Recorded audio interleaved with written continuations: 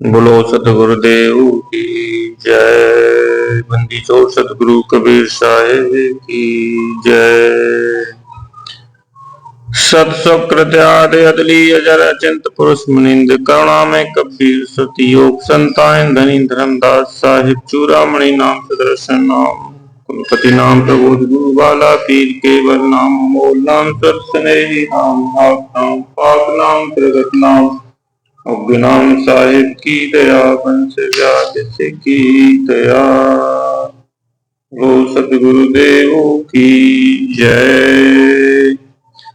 वंदनीय गुरु परख को बार बार कर जो दया करण संशय हरन संत रूप प्रभु तो मंगलमय मंगल करण मंगल रूप कबीर ध्यान दरद नासत सकल कर्म जनत भोपी बंदो सन्मुख सतगुरु शीस भेंट धर हाथ बचन उचारो बंदगी सत्य प्रेम के साथ। बारों तन मन धन सब पद पर खावन हार युग अनंत जो पच मरे बिन गुरु नहीं निसितार। सरवर तरवर संत जन चौथा वर्ष में परमारथ के कारण चारों धारी थे जीवन यौवन राज मद विचर रहे न को जो दिन जाए सत्संग में जीवन का फल हो। सत्य नाम को सुमर के तर गए पतित अनेक ते कारण नहीं छोड़िए सत्य नाम की ते। बोलो सतगुरु दयाल की जय। विश्व वंदनीय सदगुरु कबीर साहिब के चरण कमलों में कोटन कोट प्रणाम। साहेब बंदगी सतगुरु के सर्व धर्म प्रेमी हंस जनों के श्री चरण कमलों में साहेब बंदगी परम पूज्य गुरुदेव सतगुरु श्री मुकेश साहेब के श्री चरणों में कोटन कोट प्रणाम। साहेब बंदगी साहेब। आज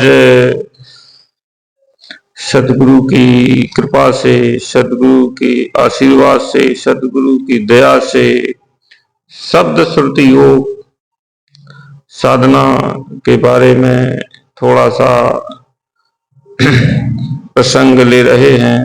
क्या है शब्द, क्या है श्रुति और सतगुरु की पहचान।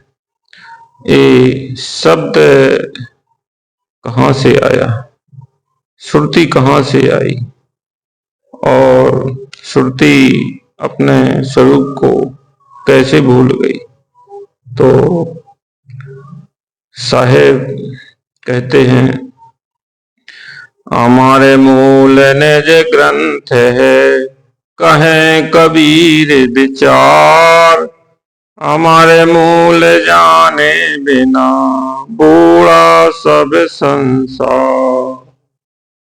अमर मूल निज ग्रंथ है, वो अमर मूल, वो मोक्ष देने वाला ग्रंथ है। मोक्ष की जो वाणी है वो अमर मूल है, वो ही सत्य है। इसके अलावा जितनी ही वाणी है कोटन कोट वाणी है ये सब असार है, उसमें सार नहीं। सार तो केवल अमर मूल वाणी है। तो साहेब विचार कर कह रहे हैं हे धर्मदास उस अमर वाणी को, उस अमर शब्द को पहचानो, उस अमर डोरी को, उस शब्द डोरी को पकड़ो।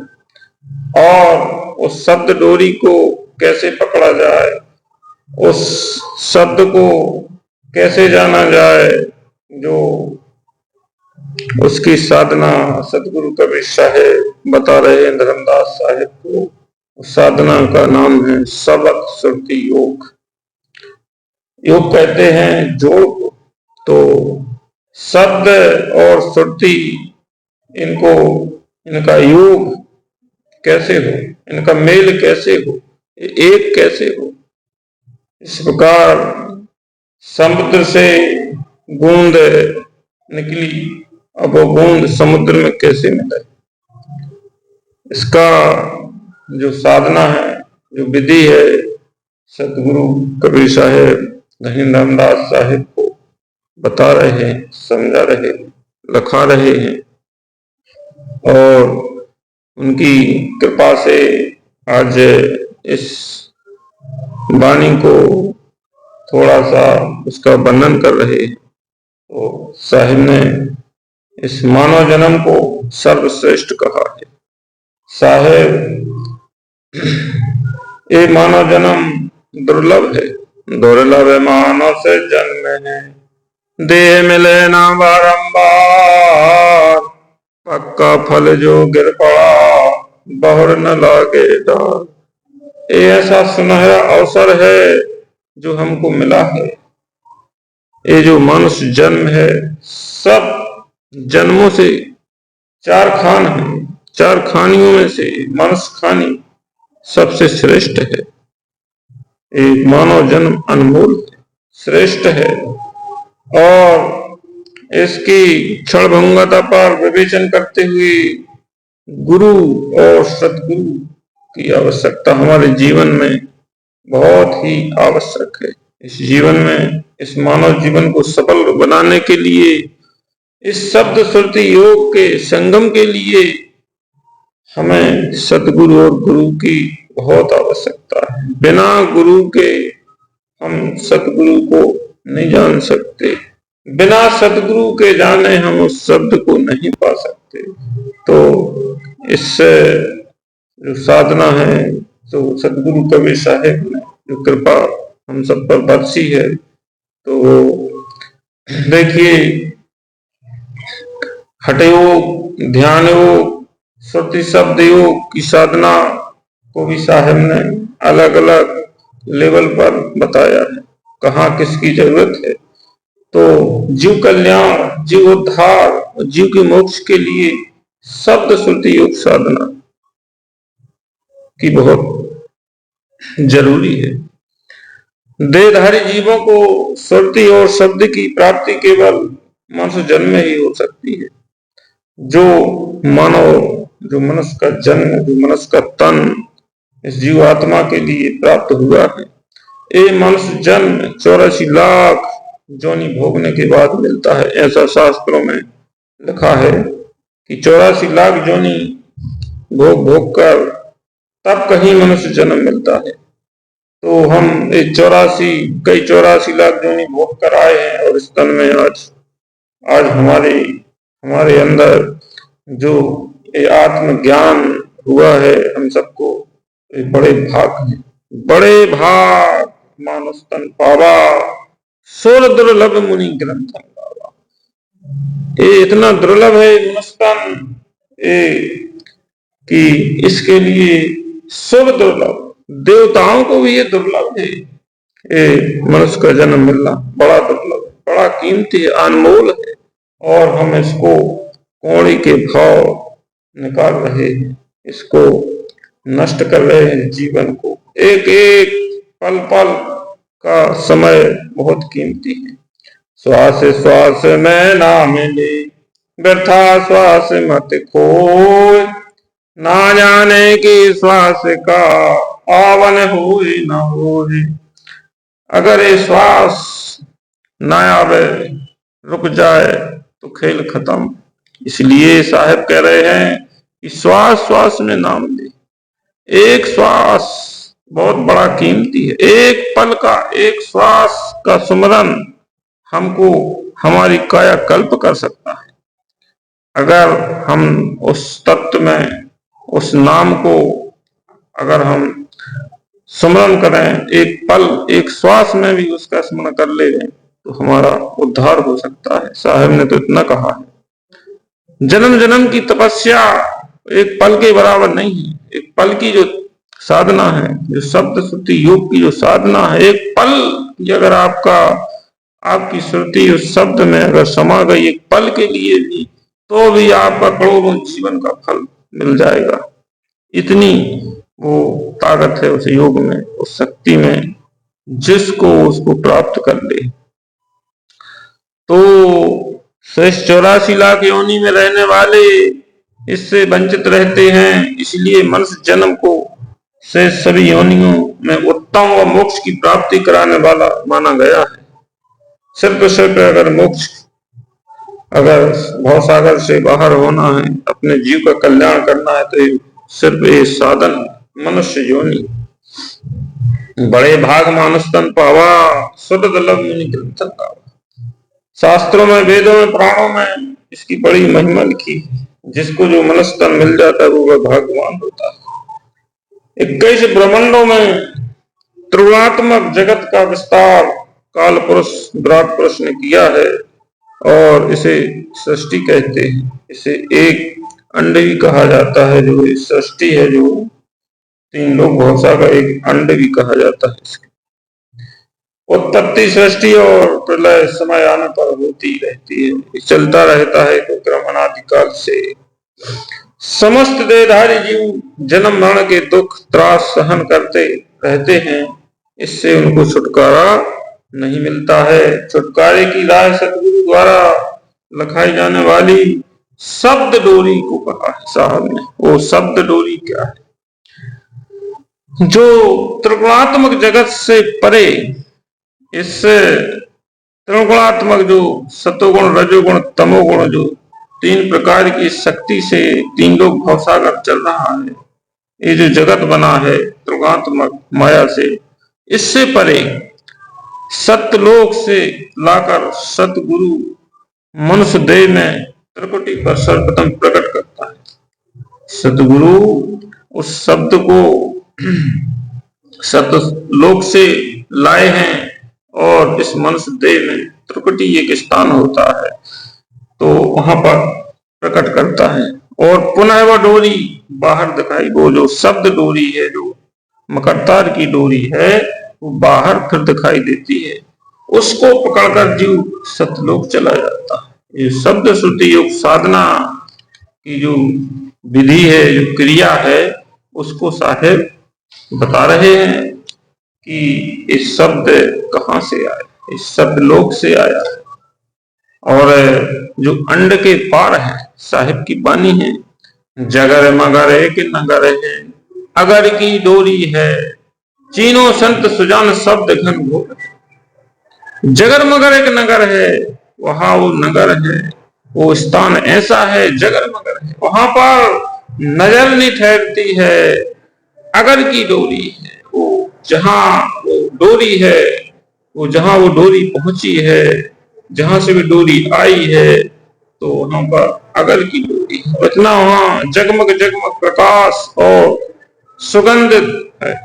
चीनो संत सुजान शब्द, वहां पर वो शब्द घन घोर है, वो गरज रहा है। कौन सा शब्द? सार शब्द। वो अपने आप गरज रहा है। वो नाद, वो धुन अनवरत, बिना आधार के, बिना किसी के टकराव के, वो निराधार शब्द गरज रहा है।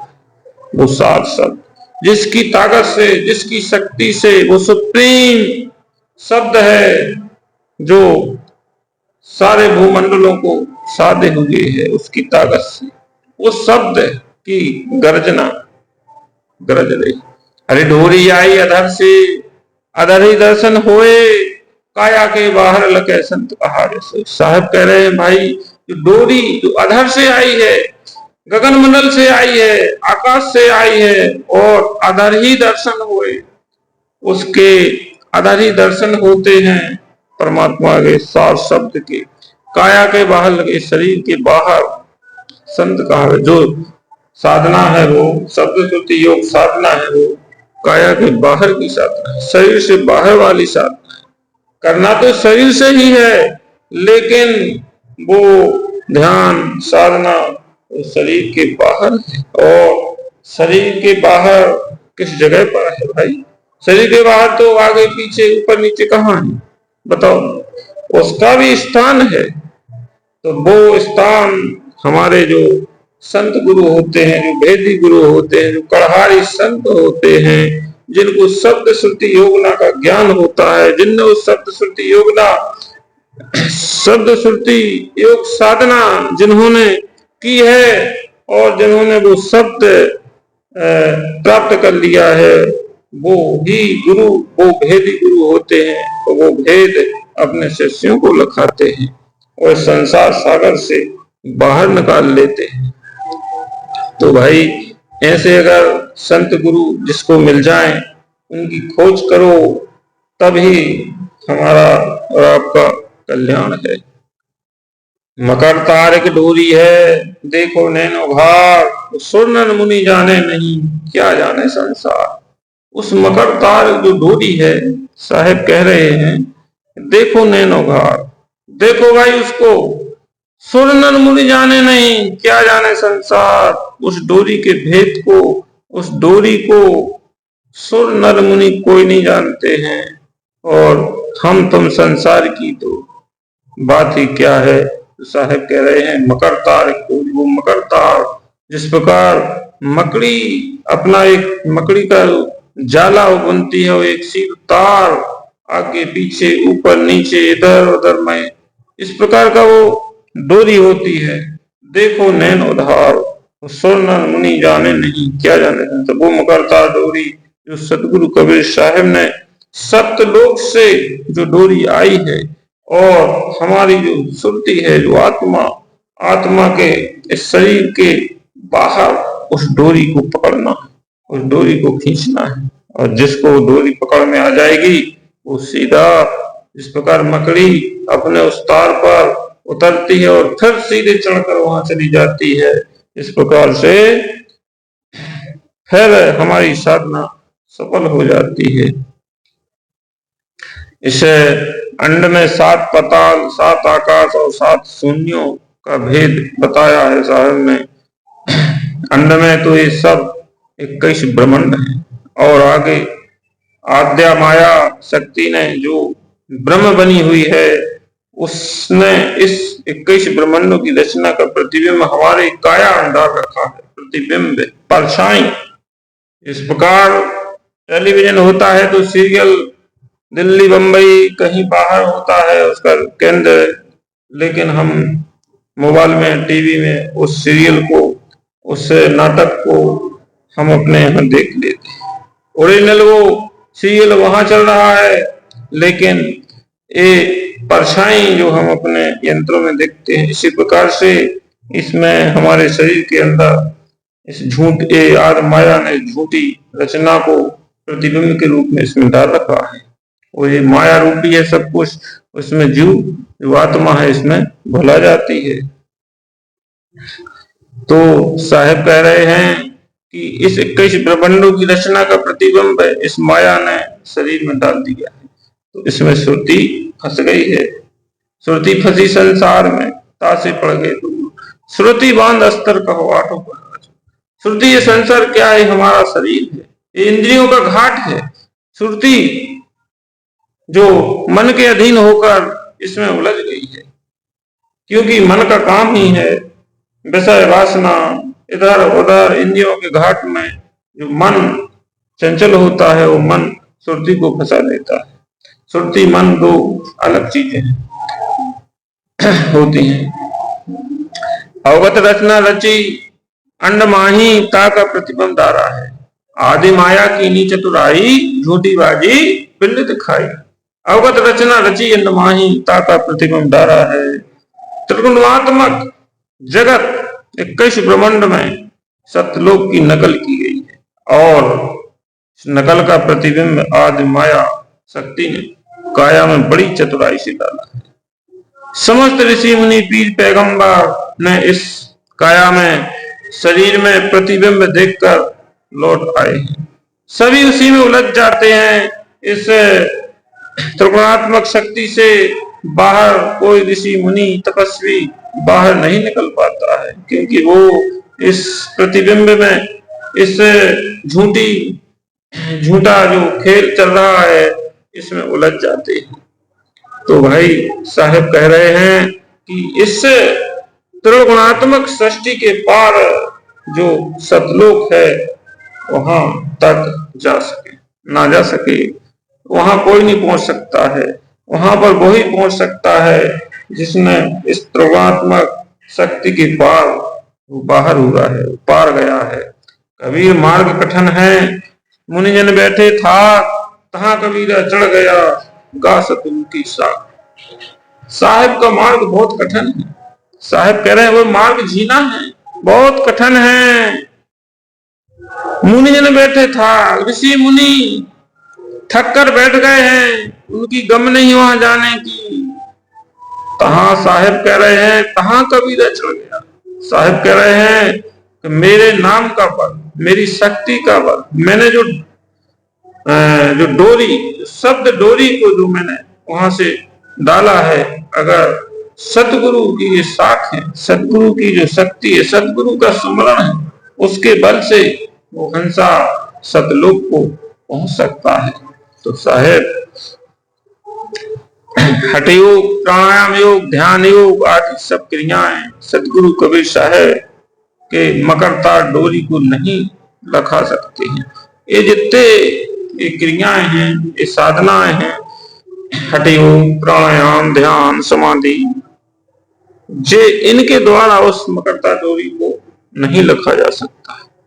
जो सर्वोपरि स्थान शिखर पर गर्जन करना, वो शब्द जो शिखर पर, सार शब्द है शिखर पर, मूल ठिकाना सोई, बिन सतगुरु ना पावे लाख कथई।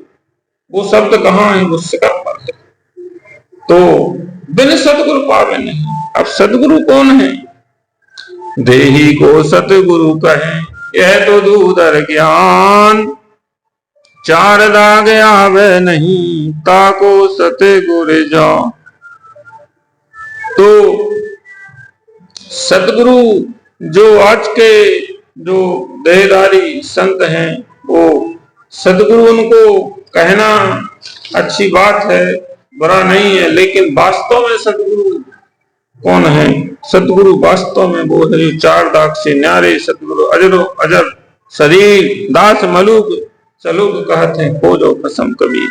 मलुक साहब जी कह रहे हैं वो सतगुरु हैं जो चार दाग से न्यारा है। चार दाग से न्यारे सतगुरु अजरो अजर शरीर, उनका अमर शरीर होता है, विदेही होते हैं, वो चार दाग से न्यारे होते हैं, वो माता के गर्भ में नहीं आते, वो सतगुरु हैं। उनको कामाग्नि, जठराग्नि, विषयाग्नि, ये किसी प्रकार की चार अग्नि से वो न्यारे होते हैं, तो वो सतगुरु है। तो वो सतगुरु कौन है? वो सतगुरु सिर्फ सतगुरु कबीर साहब है। कबीर साहब के अलावा इस सृष्टि में कोई दूसरा पुरुष नहीं है जो चार दाग से न्यारा हो। सब जितने भी इस सृष्टि में जितने भी पीर, पैगंबर, अवतारी, देव, सब गर्भ में आए हैं, सब इस गर्भ के आवागमन के चक्कर में सब फंसे हैं, उनको सतगुरु नहीं कह सकते। अरे यार अटका कुगा लोई यागल बंदा है सब कोई, कीड़ी कुंजन और अवतारा, अलहट ढोल बंधे कई बारा।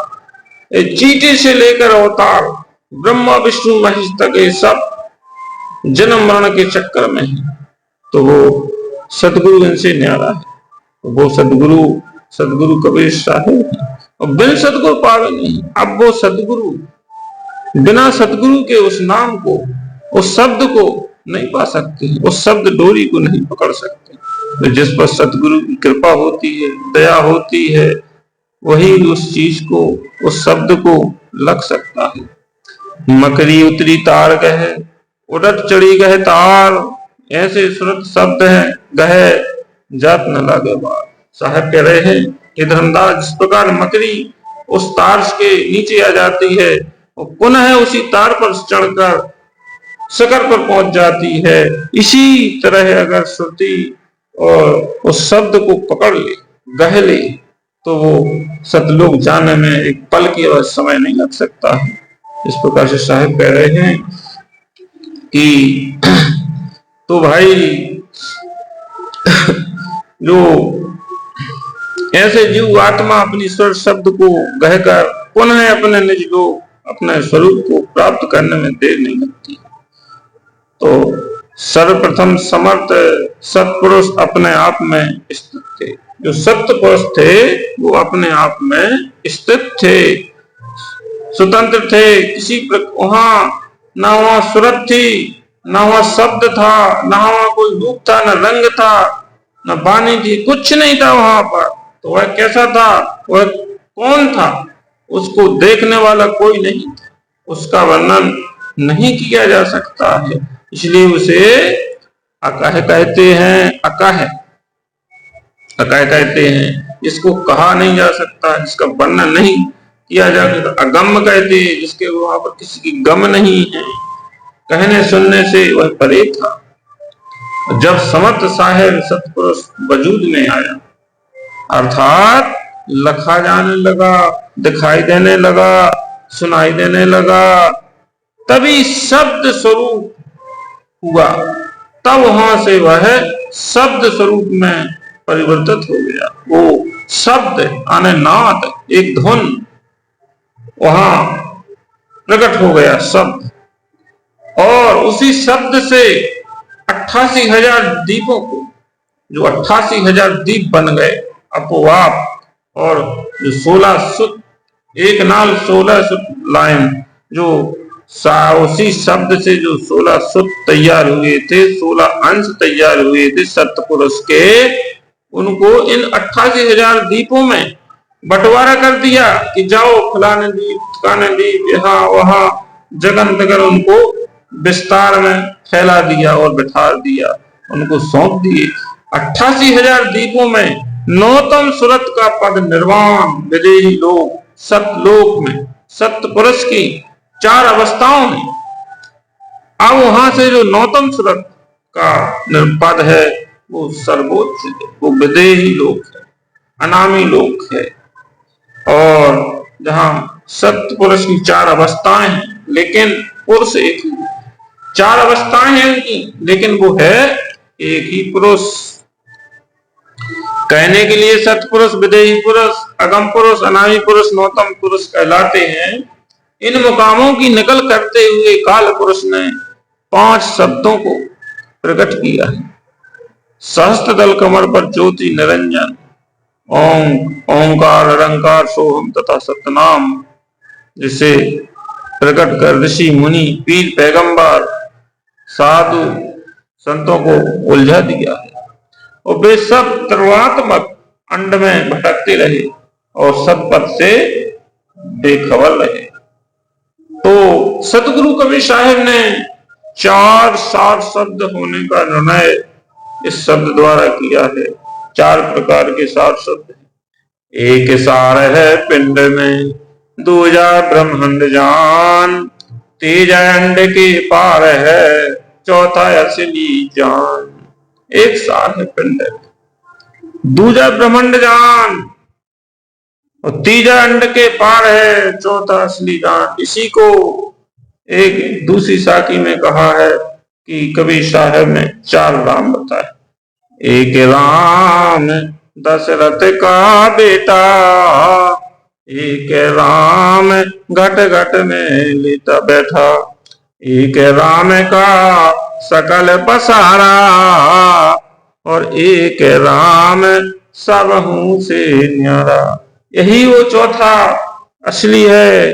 एक सार है पिंड में, दूजा ब्रह्मांड जान, तीजा अंड के पार है, चौथा असली जान। तो 4 सार शब्द अर्थात 4 पद हैं।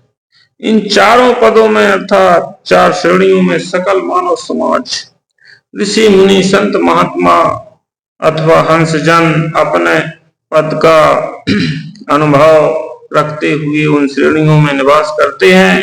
सदगुरु कबीर साहब का आदेश है कि साधु साधु सब ही बड़े, अपनी अपनी ठौर, तो शब्द वे की पार की, सो माथे का मोर। साधु साधु सभी बड़े, सभी साधु साधु सब बड़े हैं। जितने साधु संत महंत जिस पद पर हैं वह सब आदरणीय है, सम्मानीय है, परंतु अंतिम पद में पहुंचने वाला जो कोटन में तो नहीं है, कोटन में नहीं है, सो संत श्रोधारी। नाम लिया जिन सब लिया, सब शास्त्रन का भेद, बिना नाम नरके गए, पढ़ गुण चारों वेद। तो भाई जो कोई हंसा नाम निज पावे, सोई हंस सतलोक सिधा। जो कोई हंस उस निज नाम को पावे, उस सार शब्द को पावे, सोई हंस सतलोक सिधावे। तो सत्य नाम प्रताप धर्मन हंस घर निज के चले, जिम देख के हरि त्रास गजहिए कंप घर धरती गले। पुरुष नाम प्रताप के हर काल गज सम जानिए, और नाम गए सतलोक पहुंचे भवर न भवजल आइए। नाम गए सो उतरे पारा, बिना नाम वह काल पसारा। तो भाई वो साहेब कहते हैं कि हे जीव, बिना नाम तुम्हारा उद्धार कदापि नहीं हो सकता है। चाहे तुम 4 वेदों के ज्ञाता हो जाओ, 18 पुराण तुम्हें कंठस्थ हो जाएं, संसार की समस्त विद्याओं से संपन्न हो जाओ, परंतु यदि सार नाम की प्राप्ति नहीं हुई है तो यह सब व्यर्थ है। काल पुरुष से मुक्त होना असंभव है। सतगुरु कबीर साहब कहते हैं, हमरे एक नाम बल साचा, जाके बल जीव यम से बाचा। नाम ध्यान हंसा घर जाई, कहा दूध तुम करो बड़ाई। तो साहब कह रहे हैं, बख्तर ज्ञान नाम हथियारा, मार इत चले अगारा। मेरे हंस के पास नाम का बल है, उसी बल से काल के सारे बंधन तोड़ दूंगा। सतगुरु कबीर साहब के पास ऐसा नाम है, ऐसे नाम की, उस नाम में इतनी ताकत है कि वो सारे गढ़ को तोड़ देगा। कबीर हमरे नाम बल सात दीप नौखंड, और यम डर पे सब भय करे गरज रहा प्रभु। साहब कह रहे हैं, वो हमारा वो नाम का इतना बल है, इतनी ताकत है उसकी, उसी के बल से, उसी की पावर से 7 दीप नौखंड चल रहे हैं, स्थिर हैं। यम डर पे, काल तो डरता है, भय करता है, गरज रहा प्रभु। वो शब्द है, वो ब्रह्मांड में, गगन मंडल में वो गरज रहा है, उसकी शक्ति। जाके निकट यम नहीं जाई, जो न रहे नाम लगाई। अगर कोई जीव उस नाम का स्मरण करे, स्मरण करे, उस नाम को पकड़े, तो उसके निकट काल नहीं जा सकता है। ऐसा शब्द परस मुझे दीना, छूटे 5-25 दीना। साहेब कह रहे कबीर साहेब के वो शब्द सत्य पुरुष ने मुझे दिया, सौंपा है, उसके बल से 5-25 की माया जाल से सब कुछ छूट सकता है। 5-25 छूटो तेरा, हे काल पटवार तेरा जोध, हमारे नाम की आगे कुछ नहीं चलेगा।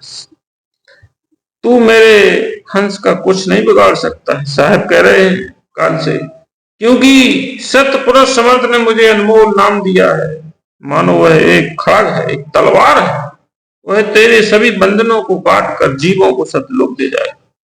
वो सारे काल के बंधनों को काटकर समस्त जीवों को सतलोक ले जाएगा। अब वह नाम क्या है? तो धर्मदास साहेब सदगुरु से पूछ रहे हैं कि हे दया के सागर, वह कौन सा नाम है, क्या है भाई? उसके बताने की, समझाने की कृपा कर। सतगुरु कबीर साहब ने नाम की व्याख्या करते हुए वो वाणी ग्रंथ आदि भेद में दर्शाया है, बताया है, लिखा है। शब्द रूप वह न्यारा, ताको धर्मन लेहु सम्हारा। नहीं बोली नहीं भाषा आवा, ना कागज पर अंक चढ़ावा। जो अनुराग सागर की वाणी है, शब्द रूप वह न्यारा, वो शब्द है, उसका रूप न्यारा है। ताको धर्मन लेहु सम्हारा, उस हे धर्मदास, हे साधक, उस शब्द को संभालो, उसको पकड़ो। वो कैसा है? नहीं बोली नहीं भाषा आवा, ना कागज पर अंक चढ़ावा। तो अब सार शब्द की जो पहचान, सार शब्द की को कैसे प्राप्त करें?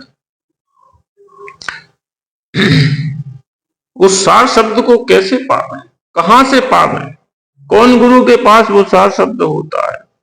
इसको हमको देखना पड़ेगा, ढूंढना पड़ेगा, उन गुरुओं की पारख करने पड़ेगी, पहचान करने पड़ेगी कि भाई किस गुरु के पास वो नाम है, वो शब्द है। तो उस शब्द गुरु को कीजिए बहुत गुरु लवार, अपने अपने लोभ के खोल खोल बटवार। तो उसी गुरु को कीजिए जिसके पास वो शब्द हो, शब्द का भेद हो, शब्द गुरु को कीजिए। जो शब्द गुरु है भाई उसको कीजिए बहुत गुरु लवार। बाकी तो सारे गुरु जितने संसार में हैं सब अपनी दुकान चला रहे हैं। शब्द गुरु को कीजिए जिसके बाद वो शब्द है, जिस गुरु के पास, उसको ढूंढो। और बाकी तो अपने अपने लोभ की खोल है, दुकान खोल रहे हैं और सबको ठग रहे हैं। तो हमको शब्द गुरु की आवश्यकता है। अब वो शब्द गुरु कैसे मिलेगा, उसकी पहचान कैसी होती है भाई? जो शब्द गुरु होते हैं, जो भेदी गुरु होते हैं, वो इस भव माया जाल से वो परे होते हैं, इस भव बंधन से वो निराले होते हैं, ताम झाम से वो अलग होते हैं। उनके पास सिर्फ शब्द श्रुति योग साधना होती है, सिर्फ उनका लक्ष्य जीव कल्याण होता है और उनका कोई नहीं होता है।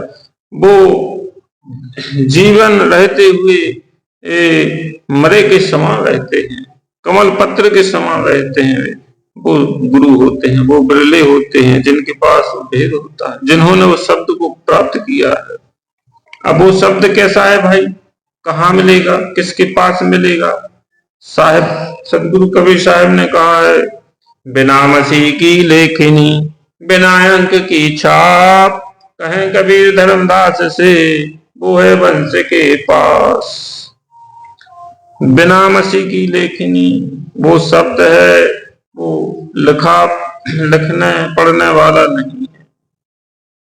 बिना अंक की छाप उसको हम लिख नहीं सकते, पढ़ नहीं सकते, कागज कलम की जरूरत नहीं है। कहें कबीर धर्मदास सुनो भाई साधो वो है वंश के पास। साहिब कबीर कह रहे बड़े भाई साधो, तुम कितनी ही साधना कर लो, कितना ही ध्यान लगा लो, कितना भी कुछ भी कर डालो उसकी प्राप्ति के लिए, लेकिन वो आपको मिलने वाली नहीं है। आपको वो कैसे मिलेगी? वो है वंश के पास। मैंने जो 4 गुरु संसार में, धर्मदास बड़े अंश, मुक्तिराज उनको दिया अटल 42 वर्ष। 4 गुरु और 9तम अंसा, भक्ति करें सब जग की हंसा। सार शब्द है शिखर पे, मूल ठिकाना सोई, बिन सतगुर पावे नहीं लाख कथे जो कोई। वो सार शब्द शिखर पर है और वही उसका मूल ठिकाना है। उसके लिए बिना सतगुरु से आप कोई पा नहीं सकता है, कोई लाख उपाय कर ले। तो हे साधो, आप जो साधना कर रहे हैं वो आपकी साधना व्यर्थ जाएगी, क्योंकि जहां वस्तु है गाहक नहीं, गाहक है वहां वस्तु नहीं। इस संसार में उल्टा हो रहा है, उल्टा व्यापार चल रहा है। जिस गुरु के पास, जिस संत के पास वो नाम है, वो सार नाम है, वो सार शब्द है, वो सार शब्द का जिसके पास भेद है, वहां कोई नहीं जाता है। और जिसके पास वो भेद नहीं है, झूठा पनज व्यापार चल रहा है, वहां पर लेन लगी, वहां पर कहते हैं सार शब्द, जितने सार वहां पर गाहक है, लेकिन वहां वस्तु नहीं। और जहां वो वस्तु है वहां पर कोई विरला ही जाता है। तो सार शब्द पाए बिना मुक्ति कबहू न होए, एक शब्द गुरुदेव का ताका अनंत विचार, ठाके मुनिजन पंडिता वेद न पावे पार। क्या है वो एक शब्द गुरुदेव का ताक अनंत? वो एक शब्द क्या है? एक शब्द गुरुदेव का, जो वो एक शब्द है, जो सदगुरु का एक शब्द है, ताक अनंत। उस शब्द के लिए अनंत अनंत वाणी, अनंत लोगों के विचार, अपने अपने अनुभव, अपनी अपनी रहनी, अपनी अपनी कथनी कर रहे हैं, लेकिन उसका अंत नहीं पा सकते हैं। एक शब्द गुरुदेव का, उस एक जो शब्द है वो कौन सा शब्द है? वो सार शब्द है। अपने अपने अनुभव से लोग उसको बयान कर रहे हैं। कोई कहता है वो ऐसा है, कोई कहता है वैसा है, कोई कहता है वो 52 अक्षर में है, कोई कहता है वो विदेह है, कोई कहा कि शरीर के अंदर है, कोई शरीर के बाहर। इस प्रकार से सारे अपनी अपनी बयान कर रहे हैं, लेकिन थक कर मुनिजन पंडित बैठ गए। उसका अंत नहीं है, पाया है किसी ने। वेद थके ब्रह्मा थके, थाके शेष महेश, गीता की जहां गम नहीं तहां सतगुरु का देश। तो वेद भी थक गए, ब्रह्मा भी थक गए, गीता भी थक गई, कोई उसका अंत नहीं पा सकता है। पाया है, क्यों नहीं पाया है? कि जो जब तक सतगुरु की कृपा नहीं होगी, सतगुरु की दया नहीं होगी, सार शब्द है सकर पर मूल ठिकाना सोई, बिन सतगुरु पावे नहीं लाख तेरे। आपने सतगुरु को खोजा ही नहीं। जब तक आप सतगुरु को नहीं खोजोगे तब तक वह चीज आपको मिलने वाली नहीं है। तो सतगुरु के बिना वो सार शब्द संभव है, और सार शब्द के पाए बिना मुक्ति नहीं है। तो साहिब ने कहा है कि वो है वंश के पास। अब 4 गुरु संसार में, धर्मदास बड़े अंश, मुक्तिराज तुमको दिया अटल व्यास। साहब ने वो मुक्ति का राज, मुक्ति का परवाना, पांजी का भेद वो वंश व्यास में दिया है, धर्मदास साहिब को दिया है, 4 गुरुओं को दिया है। तो भाई आपको उस वंश व्यास से जुड़ना पड़ेगा, वंश व्यास से नाम लेना पड़ेगा, तब आपकी साधना सफल होगी। फिर आप उस शब्द श्रुति योग जो हमारे वंश गुरुओं के पास वो साधना है, साहब ने दी है, और फिर आप वो साधना करेंगे तो आपकी साधना सफल होगी, और आपको जरूर सदगुरु कबीर साहब आपकी मुराद पूरी करेंगे, और आपको सार शब्द की प्राप्ति और लखाव हो जाएगा। तो भाई इस प्रकार से तो साहब ने कहा है कि वह बिन रसना के जो धुन होई, और गुरु गम से लग पावे सोई। उसको गुरु के माध्यम से ही आप उस वहां तक पहुंच सकते हो, शब्द डोरी को प्राप्त कर सकते हो। तो हे धर्मदास, वह नाम एक शब्द रूप है, वह एक ऐसी धुन है अथवा नाद है जो सर्वप्रथम सत्पुरुष की मौज या इच्छा से वह मौज नौतम श्रुति थी। वो क्या थी? नौतम श्रुति। और जो बाद में ज्ञानी जी कहलाए, जो साहिब की जो इच्छा, जो मौज हुई, जो उनकी कहते हैं जो जैसे कोई फूल विकसित हो गया तो उनकी एक मौज थी अपनी स्वयं की, तो वहां वो क्या थी? नौतम श्रुति थी। और जो बाद में ज्ञानी जी का है, वहीं से नौतम श्रुति निकली, और बाद में वो ज्ञानी जी कहलाए। और जो सदगुरु रूप धर कबीर नाम से कलकाल में प्रकट हुई, फिर बाद में वो सदगुरु कहाए और कबीर नाम से इस कलयुग में प्रकट हुए। और उसी नौतम से शब्द का विकास हुआ, और उसी नौतम श्रुति से शब्द का विकास हुआ, जिसे मूल श्रुति और सतनाम से सदगुरु संबोधित करते हैं। उसे ही मूल श्रुति और सतनाम और सदगुरु कहते हैं। तो इसी सतनाम की ध्वनि अर्थात शब्द से सर्व दीपों की रचना हुई। ग्रंथ आदि भेद में और अनुराग सागर में साहब ने बताया है कि आदि भेद सतपुरुष समर्थ के उठी मौज ही माही, और सोई मौज मम रूप है नौतम सुरत का। देखो सतपुरुष साहिब समर्थ के, वो समर्थ हैं, वो किसी के अधीन नहीं है, वो सुप्रीम पावर पूर्ण ब्रह्मा। उठी मौज ही माही, उनके हृदय में, उनके अंदर एक मौज उठी, एक इच्छा प्रकट भई। सोई मौज मम रूप है, उसी इच्छा का जो रूप है नौतम श्रुत का, वो नौतम श्रुत कबीर साहब कहाए। पुनि नौतम प्रकट, पुनः वही नौतम श्रुति प्रकट, मूल श्रुति करता, वो ही मूल श्रुति जो करतार है, सत्य पुरुष है, वो ही मूल श्रुति है। मूल श्रुति से प्रगटे 13 सुत एक नाम। उसी मूल श्रुत से एक नाम 16 सुत है, जो 16 सुत हैं वो उसी मूल से निकली हुई हैं। तो जैसे पुष्प माय रहे पुरुष विदेहा, वो संपुट कमल गुप्त सो नेहा। जिस प्रकार एक पुष्प रहता है जो बंद, पखड़ियां बंद रहती हैं, प्रकार विकसित हो जाता है तो खुल जाते हैं कमल।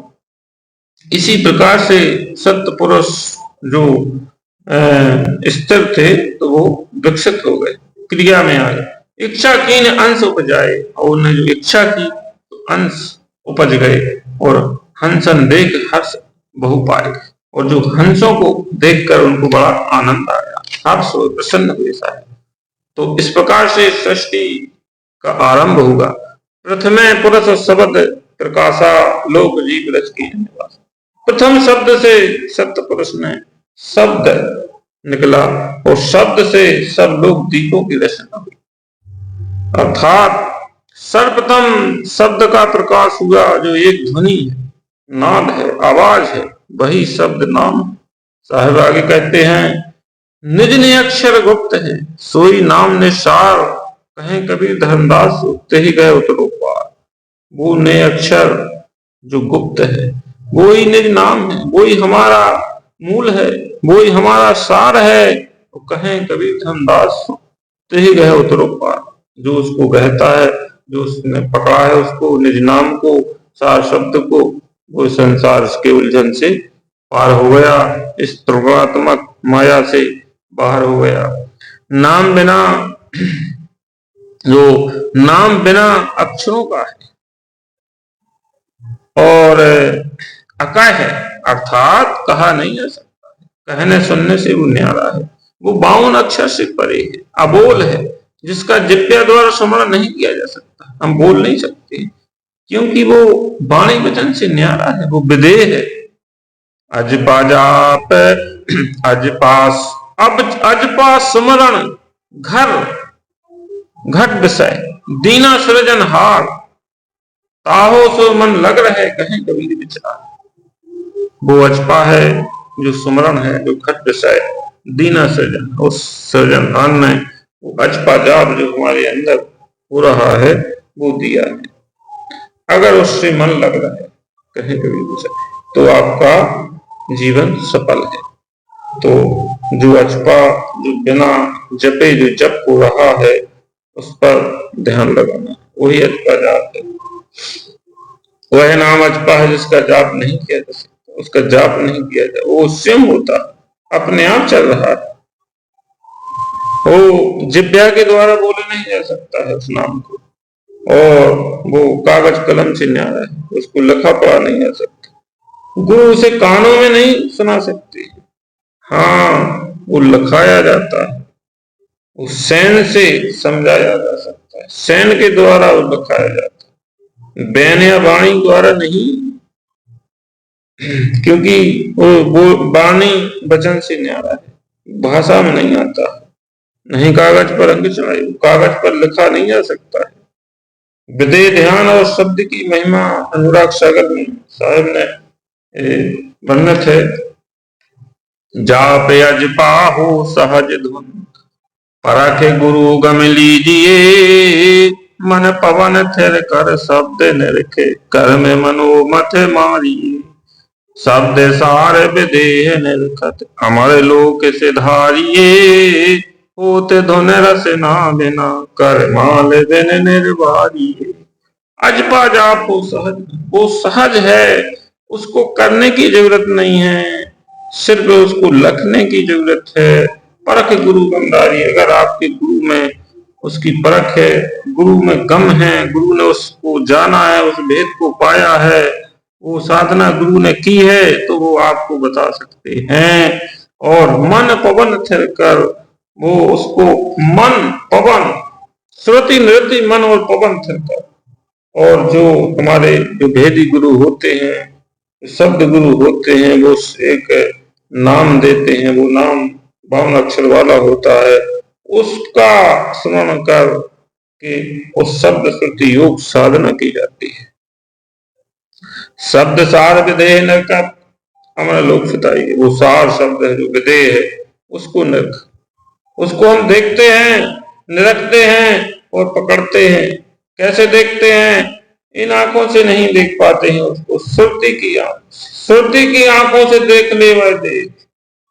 श्रुति की आंखों से हम उस शब्द को, उस मकरताल की डोरी को देखते हैं।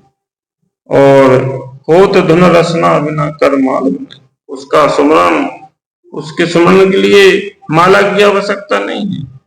जो हम हाथ में लेकर गुड़िया लेते हैं करमाल बिन, उसकी जरूरत नहीं है। श्वासा की कर सुमरनी, कर अजपा को जा, परम तत्व को ध्यान दर्शो हम आपको। श्वासा की सुमरनी बना लो, जो हमारी जो श्वास जो चल रही है, जो पल पल, उसकी सुमरनी बना लो। इससे बाहरी काट की माला की जरूरत नहीं। कर अजपा को जाप, जो अजपा जाप जो सहज हो रहा है, वो सहज समाधि का जाप है, उसको अजपा कहते हैं। उसको जपने की जरूरत नहीं, किसी नाम का सुमरण नहीं किया जाता है। नाम तो साहिब ने वो शब्द श्रुति योग साधना बताई है, अर्थात 52 अक्षर नाम, वह नाम नहीं जो मुक्ति दाता है, वह नाम गुरु गम्य से लग सकते हैं। जो 52 अक्षर वाला नाम है वह मुक्ति का दाता नहीं है, उससे मुक्ति नहीं हो सकती है। वह नाम तो गुरु गम से लग सकते हैं, गुरु की शक्ति से। शब्द गुरु की, जो भेदी गुरु होते हैं, जो सार शब्द का भेद जानते हैं, वो हमको लखा सकते हैं। उस नाम को इन नेत्रों से नहीं देखा जा सकता है, इस चक्षु नयन से नहीं देख सकते हैं, और इस शारीरिक कानों से नहीं सुन सकते हैं। उसे केवल सुरती की आंखों से देखा जाता है, सुरती की आंखों से, अर्थात उसको निजी अनुभवी नेत्रों द्वारा देखा जाता है या सुन सकते हैं। सुरत नैन से देख ले वह देख, सुरत नैन से देख ले वह देश। देखत देखत दिखन लागी मिट गया सकल अंदेश, सुरती की नैन से देख ले वह देश। तो इस सृष्टि में समर्थ साहिब के 2 मुख्य अंश हैं। कौन कौन से? वह सृष्टि के अपार क्षेत्र में विद्यमान है। वह कौन अंश हैं? साहिब ने बताए हैं, शब्द और सुरत। शब्द सुरत आए संसारा, और आप ही समर्थ रहे न्यारा। देखो संसार में शब्द और सुरत, उस सत्य पुरुष से जो शब्द निकला और वहीं से सुरत निकली, तो इस संसार में विद्यमान, और आप ही समर्थ रहे न्यारा, और समर्थ से न्यारे हो गए। शब्द और सुरत का परस्पर घनिष्ठ संबंध था। शब्द कहते हैं परमात्मा को और सुरत कहते हैं आत्मा को। पहले तो सुरत परमात्मा में थी, परमात्मा से ही निकली, शब्द निकला और सुरत। तो जब ये सुरत इस त्रिगुणी माया के बीच में फंस गई, तो ये एक जीव रूप बन के रह गई। तो जब वह समर्थ सत्पुरुष से विकसित हुई, निकली, परंतु सुरती कालाधीन समय के वश हो गई, कालांतर में समय के वश हो गई, काल ब्रह्म के वश में हो गई, और साहिब से अलग हो गई, सदगुरु से वो अलग हो गई सुरत। और पुनः काल और माया अंशों से मिलकर घटती गई, इसका ह्रास होता गया सुरत का। पहले पार ब्रह्म थी, पहले तो वो सत्पुरुष थी, सत्पुरुष में लीन थी, तो सत्पुरुष थी, सुप्रीम पावर थी, फिर ब्रह्म बनी, और ब्रह्म से गिरकर अंत में जीव रूप हुई, और जीव रूप बनकर कर्म अनुसार दुखी हुई।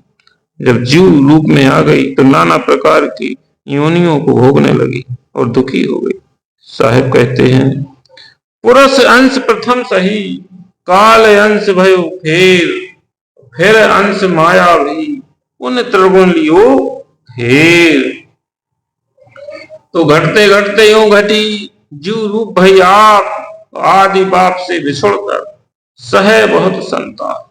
तो घटते घटते यूं घटी कि वो सुरती जीव रूप में आ गई, जीव रूप बन गई, और जो आदि भाव जो हम सत्पुरुष से बिछोड़कर सहे बहुत दुख झेल रही है संसार, जन्म मरण के चक्कर में फंस गई, अंत में उस समर्थ पुरुष को भूल गई, और समर्थ पुरुष को वह श्रुति भूल गई। क्यों भूल गई? क्योंकि ये माया प्रपंच में फंस गई।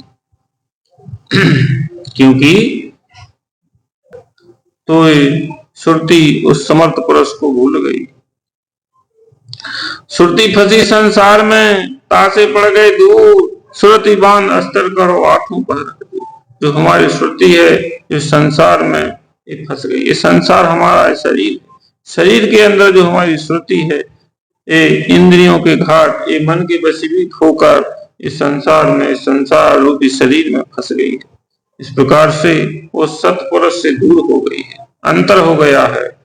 तो आदि अंत जाकू सुध प्यारे, वह तो नहीं पुरुष से न्यारे।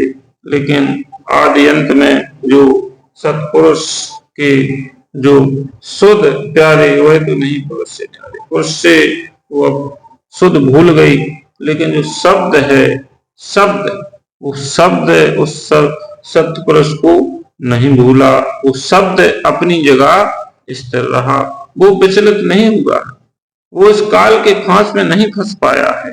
इस कारण श्रुति आत्मा पुरुष से न्यारी हो गई और दुखी हो गई। परंतु शब्द भी सृष्टि के विस्तृत क्षेत्र का मूल होकर भी पुरुष की शुद्ध नहीं भूला। वो शब्द पुरुष को नहीं भूला, वो अपने स्वरूप में रहा। वो उसको इस काल ने नहीं पकड़ पाया, काल के चक्कर में वो नहीं पकड़ पाया। वो शुद्ध जस का तस रहा। जबकि सृष्टि का जो विस्तृत क्षेत्र, पूरा सृष्टि, वो शब्द ही, शब्द के द्वारा सारी सृष्टि की उत्पत्ति है। तो वह पुरुष के सदा समीप रहा, जो शब्द है पुरुष के समीप रहा। यही कारण जब श्रुति और शब्द का मेल हुआ तो सब पुरुष समर्थ में समा गई। तो जब हमारी श्रुति उस शब्द को पकड़ गई, पकड़ के तो सत्य पुरुष में शब्द और श्रुति का संगम हो गया। फिर इस भवजाल से, इस त्रिगुणात्मक शक्ति से परे हो गया। फिर हम तो कहते हैं रैन समानी भानु में, भानु आकाश से माही, आकाश समाना शब्द में, शब्द परे कुछ नहीं। जिस प्रकार रैन रात्रि होते उदय, सुबह होते ही भान सूर्य में समा जाती है, संपूर्ण रात अंधेरा प्रकाश में परिवर्तित हो जाता है। और भान आकाश के माही जो भानु है, वो आकाश गगन मंडल में रहता है और आकाश समान शब्द में। लेकिन वो आकाश कहाँ है, कहाँ जाता है? वो शब्द में समाया हुआ, उसी शब्द में। वो शब्द परे कुछ नहीं, फिर वो शब्द के परे कुछ नहीं है। वो शब्द ही शब्द है, सब कुछ शब्द ही सब पुरुष है, शब्द ही प्रति है, शब्द ही संपूर्ण शब्द का ही खेल है। बस उसको जानना बाकी है। जिसने उस शब्द को समझ लिया, जिसने उस शब्द को प्राप्त कर लिया, उसका बेड़ा पार हो गया, उसका मोक्ष हो गया। इसी को कहते हैं जियत ना तरे मुए का तरहो, जीते जो ना तरे। भाई जिसने इससे जीते जी इस शब्द को जान लिया, श्रुति को समझ लिया, और शुद्ध श्रुति योग साधना को जिसने उस अभ्यास किया और उस शब्द श्रुति का जिसका मेल हो गया, वो जीते जीते मोक्ष को प्राप्त हो गया। बोलो सतगुरु दयाल की जय। तो भाई इस शब्द श्रुति योग साधना के खेल में गुरु की महत्व अधिक है। बिना गुरु के हम ये साधना में कभी सफल नहीं हो सकते हैं। तो गुरु कैसा होना चाहिए? गुरु पारस को अंतरो जानत है सब संत, वह तो लोहा कंचन करे, गुरु कर ले आप महंत। गुरु पारस, गुरु और पारस में जो अंतर है सब संत जानते हैं। जैसे जो पारस होता है, पारस पत्थर होता है, वो लोहा को कंचन बना देता है। पारस कंचन बना सकता है, लेकिन गुरु कर ले आप महंत। गुरु अपने शिष्य को स्वयं महंत बना देता है, गुरु बना देता है, अपने समान कर लेता है।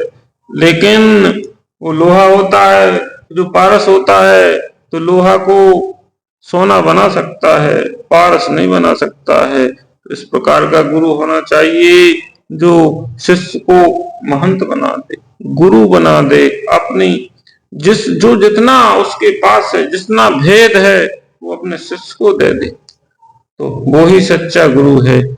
बाकी तो सब व्यापार और वनज व्यापार चल रहा है संसार में।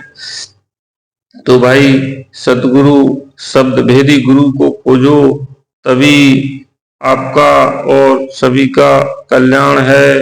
इसलिए गुरु करो जान के, पानी पियो छान के। गुरु करो 10 पांचा, जब लग गुरु मिले नहीं साचा। तो तब तक हमको सच्चा गुरु, भेदी गुरु, पाठ के गुरु, शब्द गुरु नहीं मिल जाते हैं, तब तक खोज करते रहना चाहिए।